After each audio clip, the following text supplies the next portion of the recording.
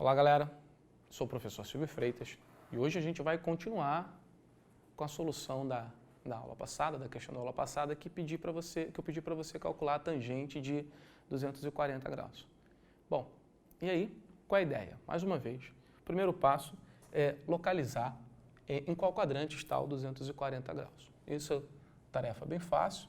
Então, 240 está no terceiro quadrante. Aqui é o ponto P, mais uma vez, ele tem associado a ele uma abscissa e uma ordenada, que vão me dizer, respectivamente, a abscissa quem é o cosseno e a ordenada quem é o seno. E aí, como eu disse para vocês, uma vez que você sabe quanto vale o seno e o cosseno, a tangente você só fazer a razão que você vai conseguir encontrar o seu resultado. Então, não tem maiores preocupações. Mas a gente faz o seno e o cosseno usando uma relação com um determinado arco no primeiro quadrante. E aí, como é que a gente fez aquele do 210? Lembra? Nós inicialmente vimos essa diferença do 180 para o 240. Mas por que, Silvio, a gente viu essa diferença aqui do 180 para o 240? Né? Porque a ideia é você construir um triângulo congruente a esse lá no primeiro quadrante. E aí, para você fazer essa construção, para preservar, né, as suas medidas, a ideia é que você faça o prolongamento desse segmento de reta que passa que tem como extremidades P e o centro do nosso círculo trigonométrico. Então, você faz o prolongamento desse segmento de reta, encontrando aqui um ponto P', e aí a gente sabe que esses dois ângulos são congruentes, porque eles são opostos pelo vértice. Então, aqui é 60 graus, então aqui também mede 60 graus, tá? Por isso é importante essa diferença do 180 para o 240, porque é ele quem me dá a congruência do ângulo que eu preciso lá no primeiro quadrante. Então, para eu responder os valores de seno e cosseno do ponto P, eu olho para o ponto P', que está associado ao arco de 60 graus. É claro que o que você vai manter inalterável é o sinal. Porque lá no primeiro quadrante os dois são positivos, mas aqui no terceiro quadrante os dois são negativos. Mas, Silvio, isso vai mudar para a tangente também?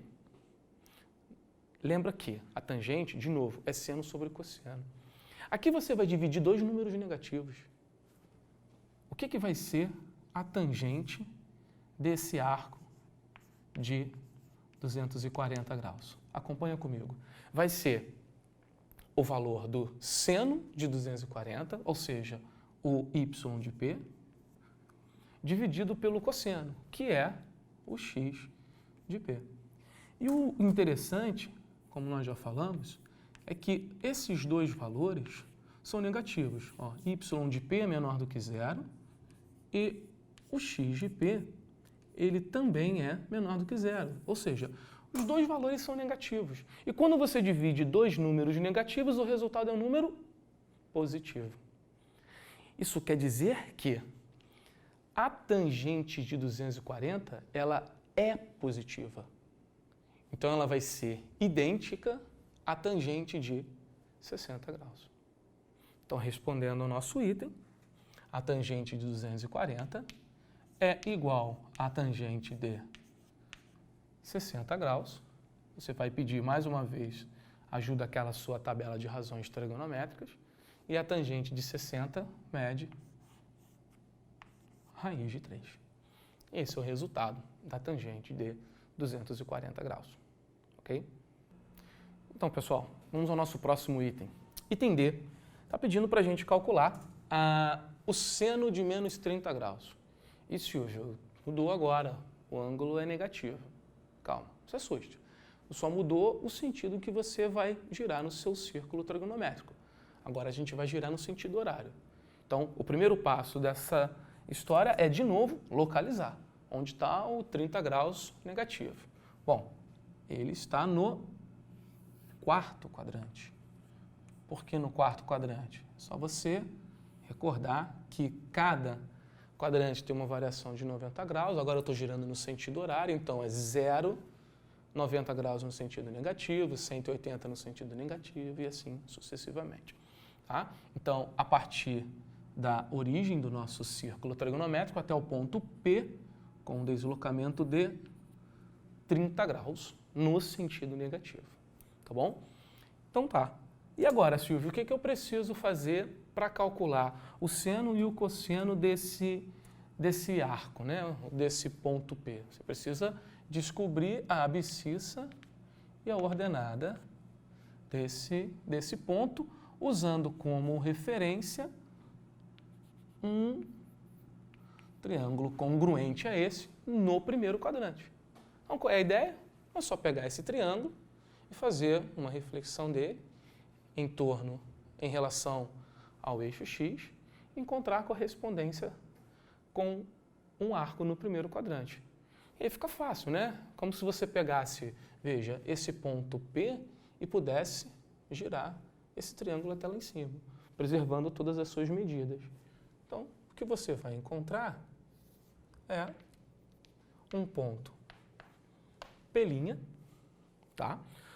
De tal forma que esse ângulo destacado em roxo é o mesmo ângulo de baixo, de 30 graus, e a abscissa é a mesma, a ordenada ela tem a mesma medida, claro, diferente apenas o seu sinal, que aqui a ordenada é negativa e aqui a ordenada é positiva.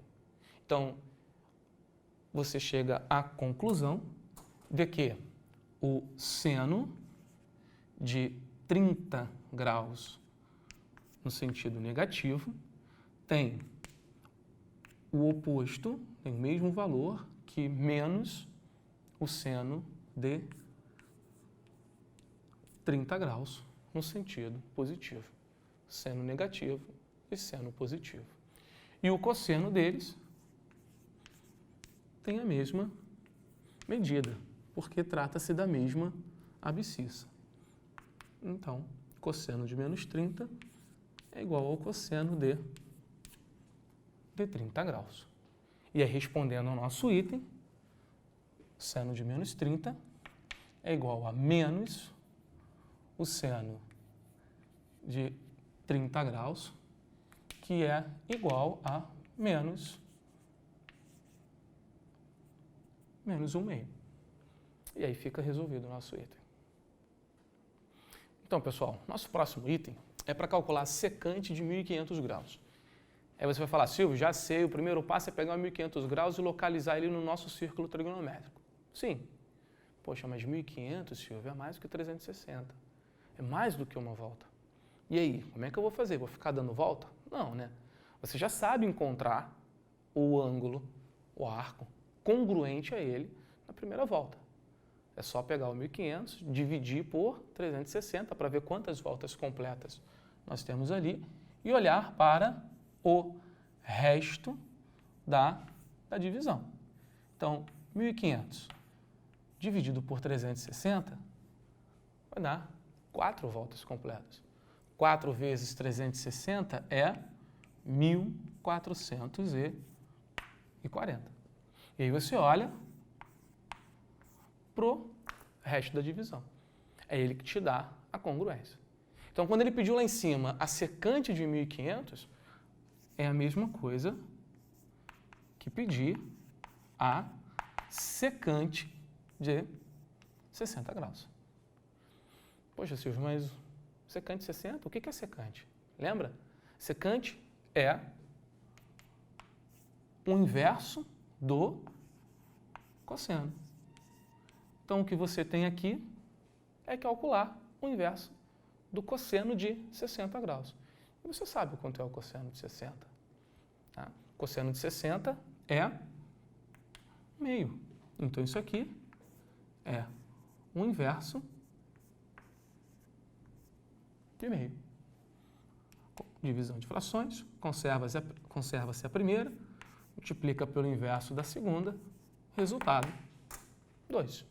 E está finalizado. Então é isso aí, pessoal. Um forte abraço e até a nossa próxima aula.